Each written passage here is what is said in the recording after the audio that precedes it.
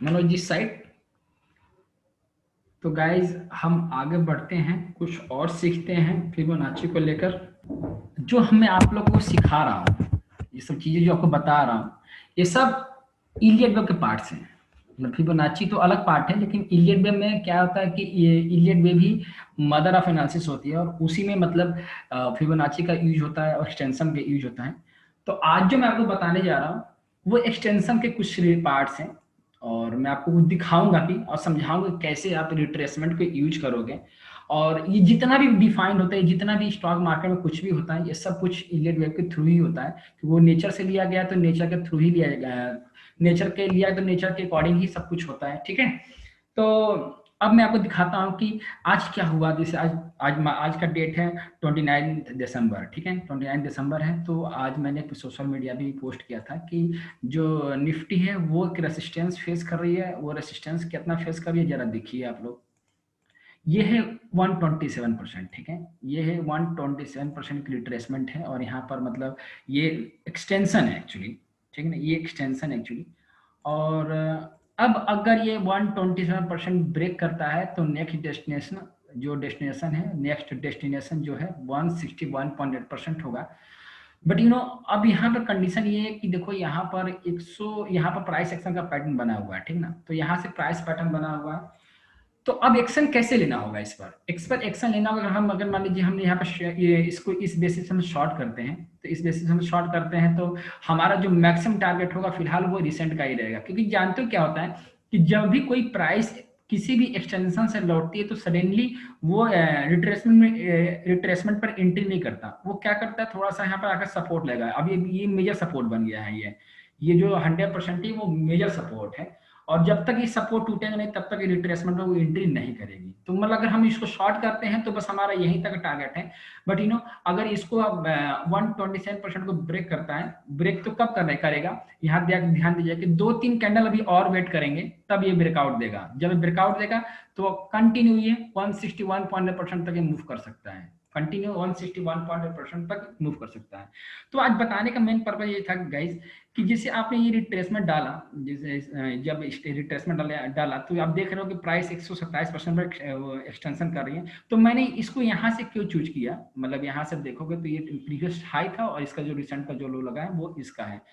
लेकिन अगर बात करते हैं कि अगर हम बात करते हैं कि हम जो स्विंग हाई स्विंग लो को आइडेंटिफाई करते हैं, कैसे आइडेंटिफाई करते हैं। जैसे मान लीजिए कि प्राइस जो यहाँ से मूव करके ऊपर की तरफ गई। ठीक है, तो क्या ये जो ये बॉटम लगा, क्या ये मेरा डाउन ट्रेंड, क्या ये मेरा प्राइस यहीं से स्टार्ट हो, क्या ये मेरा स्विंग लो है, या मेरा स्विंग लो ये है। ठीक है, हम इसको कैसे डिसाइड करेंगे क्या ये मेरा स्विंग लो है। मतलब आपके पास 3 ऑप्शन है कि कौन सा स्विंग लो हो सकता है। एक ये हो सकता है, या एक ये हो सकता है, या एक ये हो सकता है। हम किस स्विंग लो को हम लेकर हम आइडेंटिफाई करेंगे कि अगला स्टेप क्या होगा, अगला मूव क्या होगा, या फिर अगला एक्सटेंशन क्या होगा। ठीक है, अगला एक्सटेंशन क्या होगा। और हाँ, इसको पूरा सीखने के लिए मैं तो पूरा आपको बता ही रहा हूँ, लेकिन फिर भी अगर आपको लग रहा है कि नहीं हमें और कुछ सीखना है तो आप हमारे काउंसलर को कॉल कर सकते हैं, उससे कोर्स का डिटेल ले सकते हैं और वो आपको सारा डिटेल बताएगी। ठीक है, आप उससे उनको कॉल करके पूरे इसके बारे में जानकारी ले सकते हैं। ठीक है, और हमारे चैनल को सब्सक्राइब कीजिए, और गाइस ताकि आपको एक अपडेट मिलता रहे, सब कुछ का अपडेट मिले। चैनल को सब्सक्राइब करिए और बेल आइकन को दबाइए ताकि आपको सारी अपडेट्स मिलते रहे। और मैं आपको ये दिखाने जा रहा हूँ कि ये जो आपने लिया है ना, सब सपोज कीजिए आप आवरली भी ले सकते हैं, चाहो तो आप मतलब 75 मिनट का टाइम फ्रेम यूज कर सकते हैं। मैं बेसिकली 75 मिनट का टाइम फ्रेम यूज करता हूँ ट्रेडिंग के लिए, और ये डेली का टाइम फ्रेम है और ये 15 मिनट का टाइम फ्रेम है। तो हम ना इसको चेंज नहीं करेंगे, हम इसको ना जैसे कि हम इसको आइडेंटिफाई करने के लिए हम लोअर टाइम फ्रेम पर नहीं उतरेंगे, हम इसको लोअर टाइम फ्रेम पर नहीं उतरेंगे, हम उतरेंगे मतलब हम जाएंगे डेली के टाइम फ्रेम, ताकि हम पता करेंगे कि ये जो हमने जो 2 पॉइंट किया, क्या इस पॉइंट को लेना बेटर पड़ेगा कि नहीं पड़ेगा। क्योंकि जानते हो कि जब भी आप इस दोनों पॉइंट को, या फिर ऐसे किसी स्विंग को अगर कंफ्यूज हो कि किसी स्विंग को कैसे आइडेंटिफाई करते हैं, कौन सा स्विंग वैलिड है, कौन सा स्विंग इनवैलिड है, तो आपको करना क्या है, ध्यान दीजिए। करना क्या है कि बस एक रिट्रेसमेंट डालना होता है, एक रिट्रेसमेंट डालना होता है, हमें पता करना होता है कि ये रिट्रेसमेंट कितने परसेंट ने रिट्रेस किया है, ध्यान दीजिएगा। तो ये जो रिट्रेसमेंट है ये कितने परसेंट रिट्रेस किया है, 23.6% है, 23.6% है, ठीक है। तो ये मैंने आपको प्रीवियस वीडियो में बताया था, जो मेरी पुरानी वीडियो थी उसमें मैंने बताया था कि 23.6% आपका एक एक्सटेंशन, एक वो एक्सटेंशन में यूज किया जाता है। तो आप देख सकते हो ये 23.6% पर ये रिट्रेस करके प्राइस मूव की है। तो आज जो मैं बता रहा हूँ ये कि ये जो मतलब कोई भी स्विंग लो और हाई बनता है ना, तो वो सारे रेशियो में बनना चाहिए। अगर कोई भी स्विंग लो या हाई कुछ भी बनता है, वो अगर वो रेशियो पर नहीं है, तो वो स्विंग हाई लो वो वैलिड बिल्कुल नहीं माना जाएगा। आपके स्विंग हाई लो जो भी फॉर्मेशन हो रहे हैं वो आपके यहाँ बनने चाहिए, ठीक है। तो अब हम इसको ले सकते हैं क्योंकि ये 23.6% ये मैच कर रहा है, ये 23.6% मैच कर रहा है और ये मैच नहीं कर रहा है, ठीक है। तो ये इसी का पार्ट है, ये जो देख रहे हो ना, ये जो बॉटम देख रहे हो, ये इसी का पार्ट है, ये अलग से नहीं है, ये इसी का पार्ट है, इसी का। अगर वेब में सीखोगे तो ये है, ये बी है और ये सी को कंसीडर किया जाता है, ठीक है।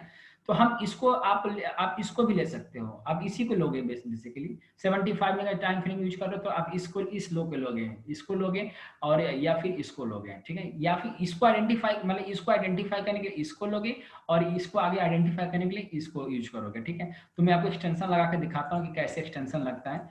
तो आप देखो इसको, तो मैं इसमें एक एक्सटेंशन लगा रहा हूँ। एक्चुअली ये जो एक्सटेंशन देख रहे हो ये प्राइस को आगे बढ़ाने के लिए यूज किया जाता है।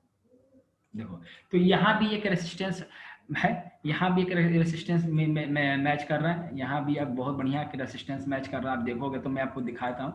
अब इसको थोड़ा सा कोऑर्डिनेट कर दो, अब थोड़ा सा वीडियो थोड़ा बड़ा हो जाएगा, लेकिन हाँ समझ में आना चाहिए आपको। ये लो है 12,745 और ये लो है कितना 12,703, ठीक है। तो मैं इसको थोड़ा सा कोऑर्डिनेट कर देता हूँ ताकि आपको कंफ्यूजन ना रहे इस पर। 30.25 और इसका हाई जो है वो है 1377 1.45 और जो रिसेंट का जो लो लगा है वो लो लगा है हमारा 13,131.45, राइट ना। आप देख सकते हो कि जो प्राइस है वो एग्जैक्टली मतलब ये जो मैंने यहाँ से एक एक्सटेंशन लगाया, यहाँ से मैंने एक्सटेंशन लगाया, ये हमारा एक्सटेंशन का पार्ट है। तो आप देखोगे तो इसको एक्सटेंशन बोलते हैं, ठीक ना। तो मैंने यहाँ से लगाया है इसको ए पर 0, इसको ए, इसको बी और इसको सी बोला जाता है। तो मैंने यहाँ पे एक्सटेंशन लगाया है, तो अब इसको मैंने एक्सटेंशन लगा दिया। अब हम आपको इसी पर एक्सटेंशन लगा के वो रिट्रेसमेंट लगा के दिखा रहे हैं। तो अब ध्यान दीजिएगा कि यहाँ पर कैसे इसको कितना स्ट्रॉन्ग रेसिस्टेंस फेस कर रहा है कि प्राइस जो यहीं से घूम के आई है। तो मैं इस पर एक रिट्रेसमेंट भी डाल रहा हूँ। तो ये मेरा रिट्रेसमेंट, ये हो गया मेरा रिट्रेसमेंट हो गया, ये मेरा रिट्रेसमेंट होगा। इसको भी मैं कोऑर्डिनेट कर देता हूँ ताकि आपको अच्छे से समझ में आए।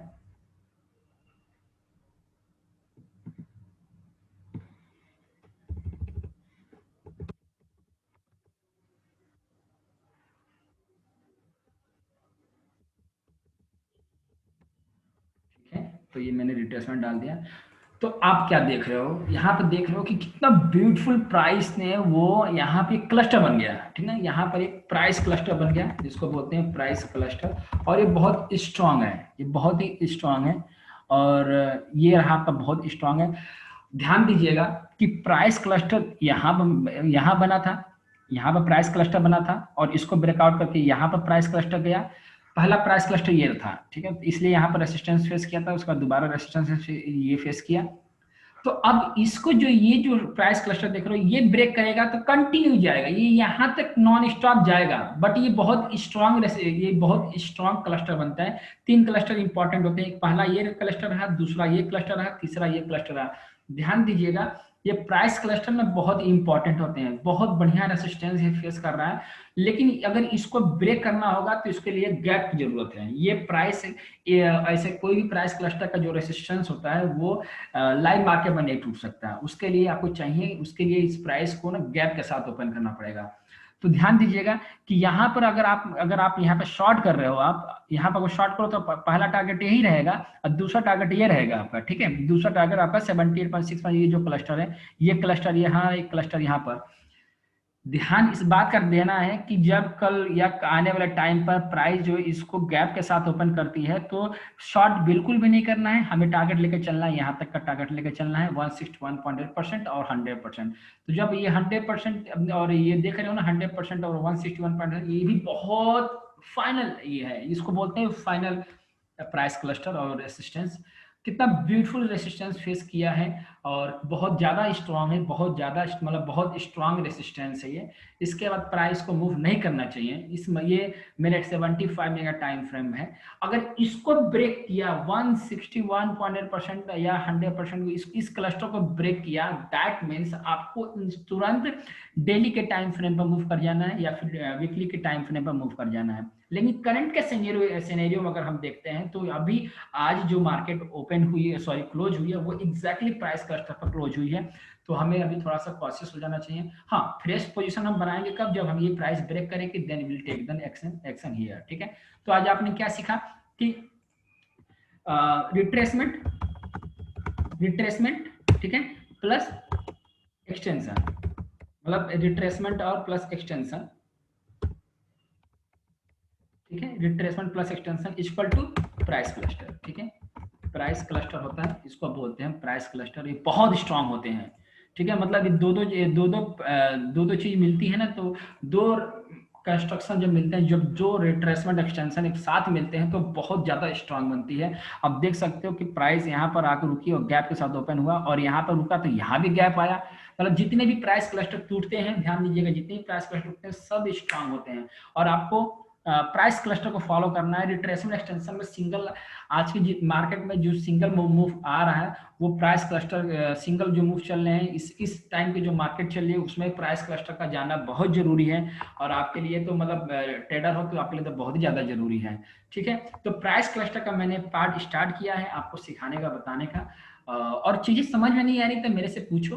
प्राइस क्लस्टर मैंने ये आपको अभी आगे और भी सिखाऊंगा। पहले रिट्रेसमेंट एक्सटेंशन लगा, रिट्रेसमेंट एक्सटेंशन आपको फिर से लगा के बता देता हूँ। अगर नहीं समझ में आएगा तो आप मेरे से पूछ सकते हैं, मैं आपको बताऊंगा आगे। कमेंट कर बताइएगा कि कैसा लगा वीडियो हमारा। तो देखिए मैं लिख लेता हूँ, अगर इन केस अगर आपको समझ में आए तो पूछिएगा। इसको यहाँ से मैंने रिट्रेसमेंट लिया है, और मतलब ये जहाँ जहाँ मैं आर लिख रहा हूँ वो रिट्रेसमेंट का पार्ट है, जहाँ जहाँ मैंने रिट्रेसमेंट लिखा है वो रिट्रेसमेंट का पार्ट है। और जहाँ मैंने एक्सटेंशन लिख रहा हूँ, मतलब ई लिख रहा हूँ, वो एक्सटेंशन का पार्ट हो रहा है। और वो बहुत बढ़िया क्लस्टर बनेगा। ये मेरा एक्सटेंशन का पार्ट है ये। ठीक है, यहाँ पर ये क्लस्टर का पार्ट, इसको ले मैं ये रेड वाला जो देख रहे हो ये, और ब्लू वाला जो देख रहे हो, ये दोनों मैच किए हैं, एग्जैक्टली मैच किए हैं। मतलब बिल्कुल भी मतलब उसमें डाउट नहीं किया जा सकता कि कल के वो अगर ब्रेकआउट दिया तो आंखें बंद करके मार्केट 14,700 मतलब 14,172 जाएगी। मतलब यहाँ से प्राइस सीधा 200 पॉइंट और मूव कर जाएगी। ठीक है, तो ये रहा हमारा नया प्राइस क्लस्टर का वीडियो। अब हम आपको सिखाएंगे, बताएंगे कि रिट्रेसमेंट एक्सटेंशन, रिट्रेसमेंट, ये दोनों मैच करते हुए कैसे प्राइस को सपोर्ट और रेजिस्टेंस दे रहे हैं। ठीक है, तो मिलते हैं अगले वीडियो में, तब तक अपना ख्याल रखिए।